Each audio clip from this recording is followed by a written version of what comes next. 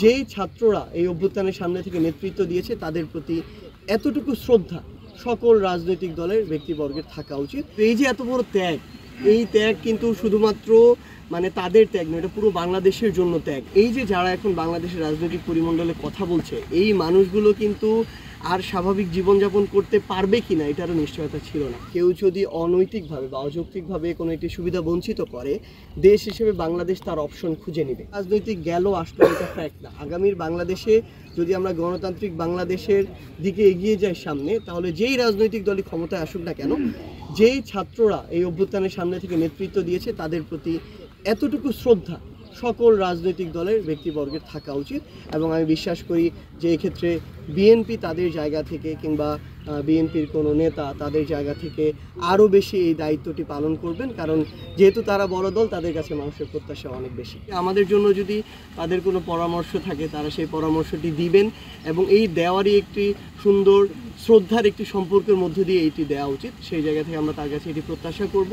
এবং আরেকটি কথা তিনি তার জায়গা থেকে যেটি বলেছেন যে আসলে এই আন্দোলনের কারণে বাংলাদেশে যে শিক্ষার যে সব কিছু পরিবেশ বা এগুলো নষ্ট হয়ে গেছে, শেষ হয়ে গিয়েছে, এটা সত্যি যে কিছুটা বিঘ্নিত হয়েছে, কিন্তু আমরা শেষ হয়ে গিয়েছে, নষ্ট হয়ে গেছে এই কথাটা কোনোদিন বলতে পারি না। দিন শেষে কি এই যে যারা এখন বাংলাদেশের রাজনৈতিক পরিমণ্ডলে কথা বলছে, এই মানুষগুলো কিন্তু আর স্বাভাবিক জীবনযাপন করতে পারবে কি না এটারও নিশ্চয়তা ছিল না।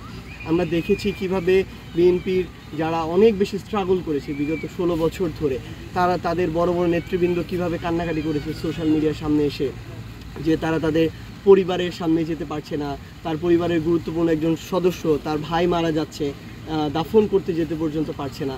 এবং এই ছাত্রদের এত বড় ত্যাগ, এত রক্তের পরেই কিন্তু আসলে এত বড় একটি অভ্যুত্থান, এবং এই মানুষগুলো এখন এভাবে মিডিয়ার সামনে এসে কিংবা বুক ফুলিয়ে তাদের জায়গা থেকে স্বাধীনভাবে কথা বলছে। সো ক্ষতিটা অবশ্যই কিছুটা না কিছুটা হলেও পড়াশোনার পরিবেশ বিঘ্নিত হয়েছে, ছাত্রদের ক্ষতি হয়েছে, কিন্তু এই যে এত বড় ত্যাগ, এই ত্যাগ কিন্তু শুধুমাত্র তাদের ত্যাগ নয়, এটা পুরো বাংলাদেশের জন্য ত্যাগ। কোনো কিছু কখনো থেমে থাকে না।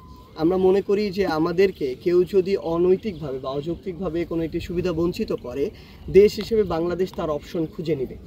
এখন এই গ্লোবাল একটি ওয়ার্ল্ডে সব কিছুরই অবশ্যই কোনো না কোনো আরেকটি বিকল্প একটি অপশন রয়েছে। আমরা মনে করি যে এটি করে কিন্তু পৃথিবীর বড় বড় পরাশক্তি অনেককে চেপে ধরার চেষ্টা করেছিল বিভিন্ন সুযোগ সুবিধাকে বন্ধ করে দিয়ে, কিন্তু দিন শেষে ওই ছোট ছোট শক্তিগুলো আরও বিকল্প অসংখ্য পথের মধ্য দিয়ে শক্তিশালী হয়েছে।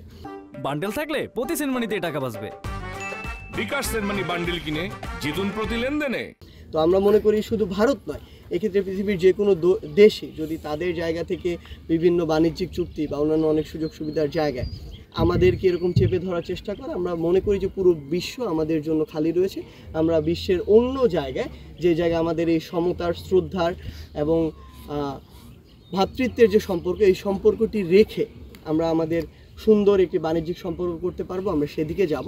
সো এক্ষেত্রে আমরা বিশ্বাস করি যে ভারত রাজনৈতিক দল হিসেবে নয়, বরং ভারত একটা দেশ হিসেবে ফাংশন করবে, এবং দেশ হিসেবে আরেক দেশের সাথে তার যে বাণিজ্যিক চুক্তিগুলো সেগুলো করবে এবং বজায় রাখবে।